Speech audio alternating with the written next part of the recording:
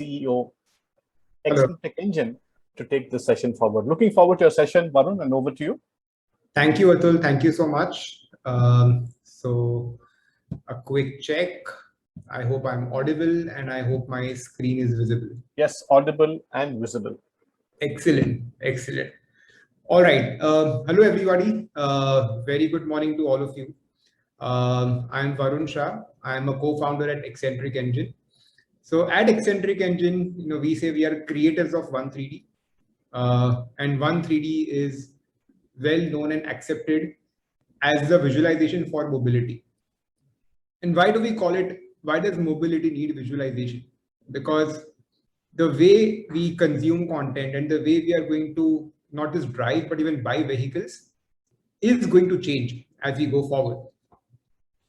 And what we strive for is what is the immersive tech that we can develop and we can provide for the next billion vehicle buyers. Because make no mistake, there are the vehicle penetration is very low, and we know that a lot of people who don't own vehicles today will be owning it later.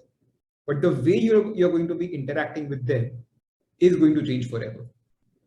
Back in 2016, when we were evaluating what tech stack to take up as a company, we evaluated multiple technologies. So augmented reality, it allows you to overlay a graphic element in the real world. And you can see how something looks like in your living room, in your garage. Virtual reality teleports you to a completely different environment altogether. So if you want to say, feel like how it feels to be up in the mountains or on Moon or Mars, that's virtual reality for you. And mixed reality has, I would say, the best of both worlds, that you are still in your environment, but you can smartly overlay various graphic elements within your own world so that you are using augmented reality, but in a slightly more immersive manner. These are great to see. And I've experienced some of these and they are great. But that's the problem, right? That I'm one of the lucky few who has got a chance to experience all these things. If you ask yourself that when was the last time that you experienced one of these things, well, you might need to jog your memory a little bit. Because the problem is that a lot of these need a hardware. There is a learning curve even for using simple AR. You don't know where is it that you'll be placing your model, how will you go about doing it. Apart from a few experts or maybe enthusiasts, a lot of people do not naturally use an augmented reality experience the way you use a website.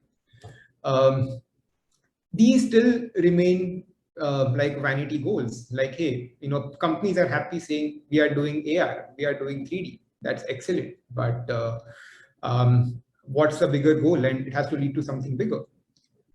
A lot of these require apps for better experience. I'm saying a lot because there is possibility to get some of these things on the web. But even on the web, the experience is well far from intuitive. And in the post-COVID era that we are living in, I'm sure that we'll be very wary about sharing a hardware or one of these glasses with someone who has just used them a few minutes back. Well, that's again a tricky proposition. So hey, we have problems there. And as a company in this space, we have lived through all these problems. And one common link between any visualization that you see is the 3D content of your vehicle. Because be it AR, be it VR, anything else, what you like to see is a three-dimensional space. The fact that you're able to experience the vehicle from any angle, you're able to sit inside the vehicle, look at the roof, look at it from multiple angles, that's intuitive, that's nice. So what we thought, what is our strategy to this? And the one word is browser. How do we make sure that the platform that we create is accessible to more than 4 billion internet users who have a browser? Only then would we have democratized rich and interactive content consumption. Otherwise, this is just going to be one of those niche exercises that we would take up. Now, making visualization mainstream was not easy because, well, we had to adapt to multiple platforms. The same vehicle, how it looks on your laptop, should scale up to your desktop, should then scale up more for a huge 2x2 display or 4x4 display at your dealership, and of course, should work well on your handheld devices. And it should be completely seamless everywhere. So we worked very hard to actually solve this problem. And we were very, very well supported by our OEM partners who have entrusted us to not only visualize their products, but also given us tremendous support in helping us deploy on more than 15,000 devices, which are used by dealerships every single day across the country.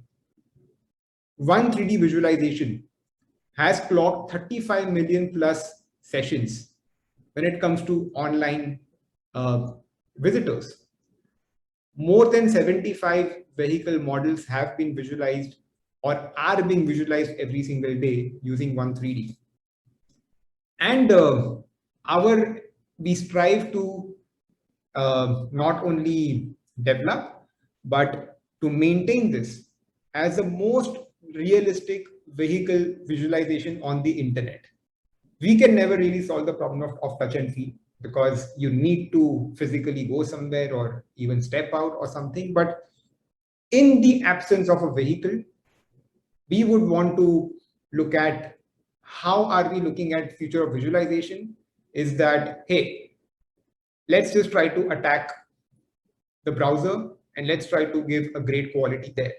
And like I said, this was not easy because, well, some of your favorite models did not look great when you visualize them on the browser. And this is the learning curve that we all faced, right? I mean, here's yet a two-wheeler, and here's how it looks on your browser, which is on one 3D. Now, it was a very steep learning curve. Our team of experts have been working for the last 5 years to make sure that we not only maintain some of these things, but we keep making them better and better every single day. That's about visualization. And hey, I think by now all of us know that we don't have an option but to make sure that we make a sound system to visualize. But again, we are not done yet. We need to now make sure that all these visual elements are humanized. How do we make sure that these elements link to your broader SOP? How do they contribute in your selling process? Just developing a virtual showroom or saying that we are doing 3D and we are doing AR is not going to be enough for either dealerships or OEM from now onwards. The question should be that how are all these things contributing towards the core vehicle exploration process and to exhibit a great degree of humanization. I'm happy to announce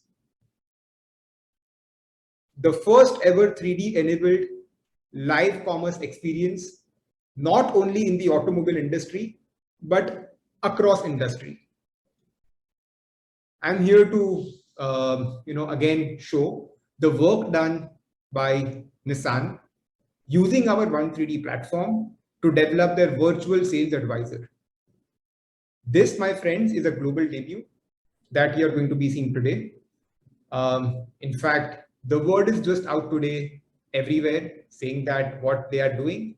And for the first time ever, I look forward to giving everyone a sneak peek of how exactly it works like. So I'm just going to quickly switch my screens to the Nissan India website. This is how it looks like. This is the Magnite. And this is, I'm sure by now all of you know about this vehicle, a really popular one. And this is where I experience the vehicle in 3D. So this is the one 3D visualization. What I'm here to do today, however, is to get a live consultation. So I request a live consultation and I'm taken to a consultation room and I'm there. Hello, I'm the Nissan Magnite expert. I can help you explore the Magnite and guide to choose the right variant for you. You need to provide access to your microphone to make sure I can hear your questions and requirements. If you're ready, let's go. Okay, looks interesting. So let me give it a go. Awesome. So I've given it a go. It tells me I'm getting connected with an expert, but hey, I'm here I can still experience the car the way I want to. I can still go about doing self-exploration till I probably have someone from the company, someone from the dealership, from their call center join me in the process.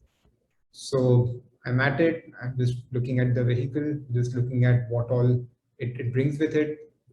And I can, in the meanwhile, okay, so I see that I'm connected with an expert.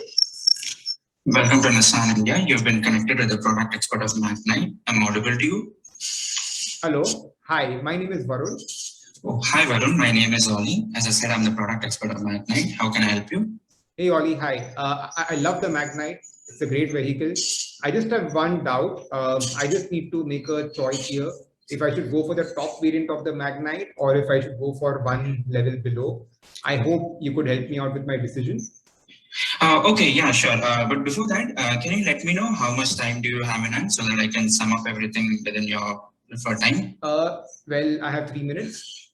Okay, sure, fine. I'm requesting control for this 3D model. Can you please allow it? Yep, there you go. Yeah, the car which you're seeing on the screen is the top variant of Magnite. This is known as CVT XV Premium. So first I'll show you some different color variants in which this is available. So this is Flagonite Red. There's a Storm White. This is Onyx Black. It also comes in some dual tone variants which are Pearl White Onyx Black. Then this is Vivid Blue and Storm White. So this was some of the color variants. Do you have any preferred color with which you want to have a look at this car for the rest of our conversation? I like the black and white one. Black and white one. Cool. So this one has bi-project LED headlamps in the front and the top variant, and the variant below this has a halogen headlamps. I'll show you a comparison for both these variants so that you can choose better. Yeah, can you see this car comparison screen? Sure. And I'm looking at lighting right now. Sure. So I can see that. Yeah. All right. Right. So this premium has LED headlamps, as you can see, and the XV has halogen headlamps. Okay. Okay. That's good. Then I'll show you in the car itself. So if you're seeing it here, these are the headlamps in the premium variant looks. Okay. And if we go to the low version, yeah, can you see the difference now? Okay. Got it. Yeah. This one is the halogen headlamps. And if it's headlamps on that notes, have a look at it. This is how the low variant looks. I'm moving it to the back. Can you see it? Now I'm showing you the rear portion. Yep, I can see that. Thank you. Yeah, and this is how the top variant looks. So I'll just quickly show you the interiors now. Sure. Yeah. So this is how the interior in this top variant looks. I'll also show you how it looks in the low variant. Yeah. Can you see the difference now? I think the top one looks richer. Yeah. Right. So I'll switch to the top variant again. Awesome. So all the AC vents you're seeing in the front are automatic. There's also a rear AC vent. Okay. I'll show you. So now you're at the rear part of the car. Okay. Yeah. Awesome. Can you see? This is the rear AC vent. Yeah. Can I just see the side windows a little? Just want to see the shape of those. Okay. So there's a decent enough size of the of this yes. window. Yeah. All right. Okay. It looks quite airy. Thank you so much. Awesome. So I think I will stick to this one. And hey, in case I need to probably get down to EMI or exchange, you'll be able to help me out with these details, right? Yes, sure, I can. So do you want me to do that for you? Well, no, I mean, I don't have much time, but if you can just probably just give me a whole summary of what I've seen so far. Yeah, sure. So can you see the view summary button on your screen? Awesome. Yeah, I can see that. Yeah. Cool. Let me just probably discuss this with my friends and family, and going forward, if I need any further consultation, I will get right back to you. Yeah, sure. All right. Okay. Thank you so much, Oli. Thank you. Have a nice day. All right. Thank you. All right. So that's my experience. Worked fine. I did not have any lag. The car has great features. It's easy to use.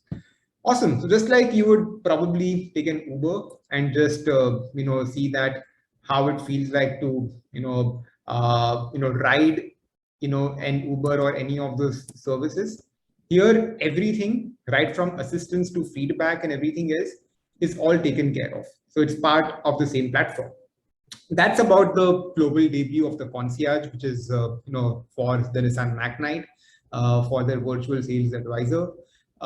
Moving on, we spoke about visualize, we spoke about humanize. But hey, Ollie, who was my agent before this, may not always be available. What if I want this consultation at 10 p.m. in the night? What if no agent is available at that time? Because hey, you can't expect people to be available around the clock, and that too because these are expert consultants, who know quite a lot about what they do. That's where we come to an assist. So how we define assist is a humane intervention, not a human intervention, which is still able to help you get till a certain threshold of decision making. Now here I'm happy to just walk you through an example of a voice assisted journey. I'm sure by now all of us would have seen and heard about the MG Aster launch, everything about the vehicle, including the AI inside and everything else. And hey, they have a pretty unique way in which they are actually visualizing the vehicle and in which you can actually explore it. So what you are seeing now is the website of the MG Aster. And if I just explore now. Welcome. Hey there. Okay, hello. Sound check. Yep, it works for me. Perfect. Once again, hello there. I'm MG Expert and I'm here to walk you through our brand new MG Aster, the perfect balance of sportiness and technology to elevate your driving experience. Sounds too good to be true? Well, guess what? It is not. Allow me to show you our young and futuristic SUV, MG Aster. Sit tight and brace yourself for what is about to hit your screen.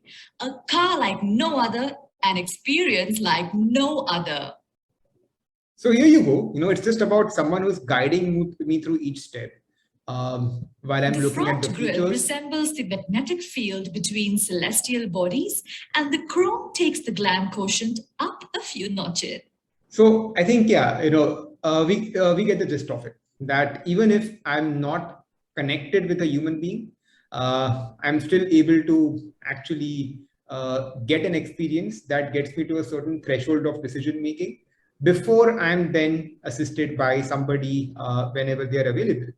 And well, of course, there's a lot of, I would say, advancements that you will be seeing as far as the voice assisted platform is concerned over time. So that's again where we are taking the concierge, as an offering as we go forward. And yes, it's not just a voice assistive.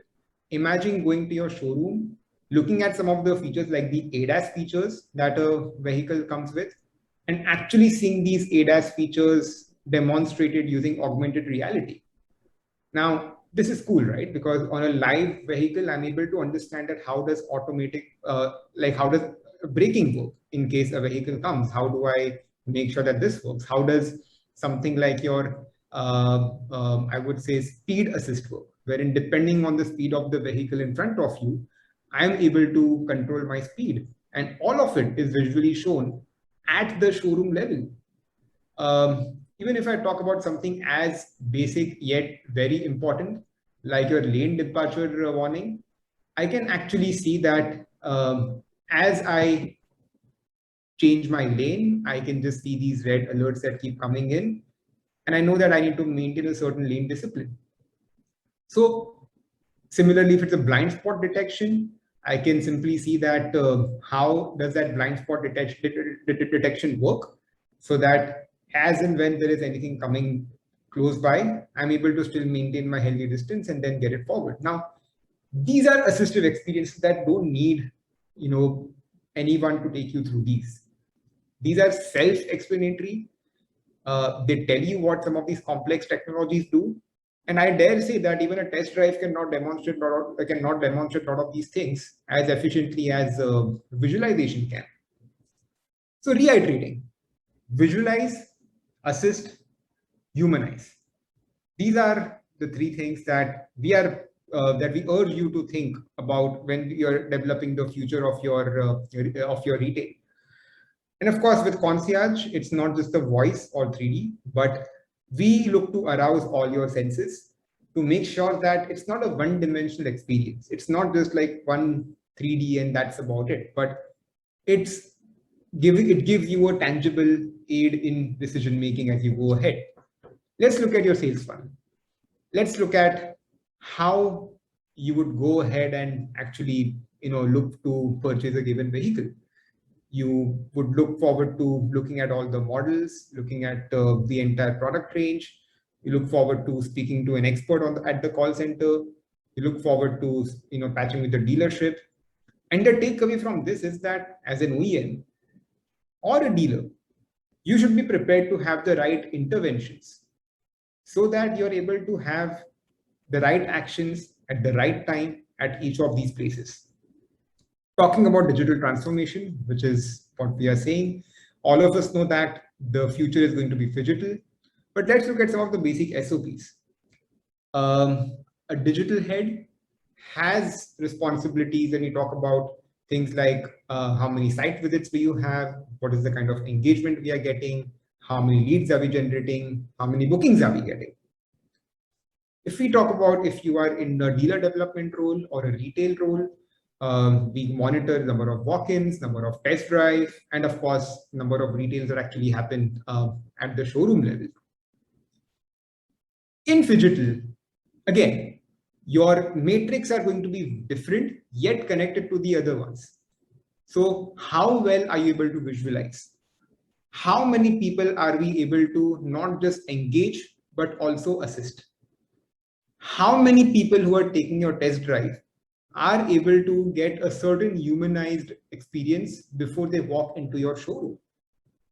Now, moment we plug and play these with all the existing processes that we have, we are looking at a world of opportunities and a wealth of use cases, which are definitely going to help you use these things to better avail.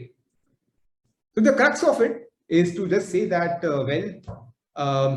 here you have the control in your hands, and with one 3D Experience Manager, you are able to absolutely take control of crafting, of making a workflow for your future, and envisaging what is it that you want your customers to see at each stage. When do you want them to be greeted by voice, by a human being, by a 3D? All these interventions can be used to your strength. So that's just about us, about our perspective on how the 3D AR VR space is going. And we have a very firm outlook here that let's look at the results. Let's understand. In fact, we are challenging. A lot of people say that do not look at these things. These are innovations. Let's not look at them from a business prism. We say, yes, let's look at them with a business prism. Let's define matrix. Let's hold ourselves accountable to make sure that we are able to get tangible outcomes. And if we fail, why are we failing? And how do we come out of it? So that's it from us. Just a great, and I would like to thank Mobility Outlook Group and the Cartridge Group for facilitating this actually amplifying this this thought about visualization to the broader audience out there. Would love to take if there are any questions, any comments. Yeah, it will be excellent to get these. Thank you so much.